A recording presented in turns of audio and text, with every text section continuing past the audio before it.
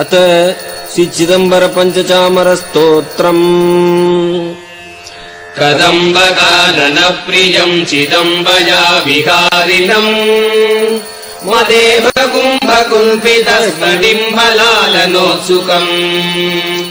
सदम्भकामखण्डनम् सदम्बुवागिनीधरम् कृदम्बुजे जगद्गुरुम् चिदम्बरम् विभावये समस्तभक्तपोषण स्वहस्तबद्धकङ्कणम् प्रशस्तकीर्तिवैभवम् निरस्तसज्जनापदम् करस्थ मुक्तिसाधनम् शिरस्थ चन्द्रमण्डलम् कृदम्बुजे जगद्गुरुम् चिदम्बरम् विभावये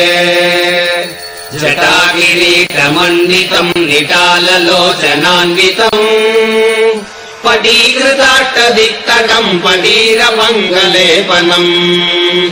नटौघपूर्वभाविनम् कुटारपाशधारिणम्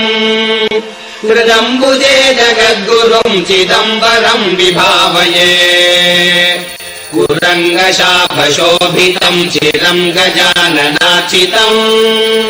पुराङ्गनाविचारदम् वराङ्गराजरञ्जितम् हराङ्गजातनाशकम् तुरङ्गमीकृतागमम् कृदम्बुजे जगद्गुरुम् चिदम्बरम् विभावये अमन्दभाग्यभाज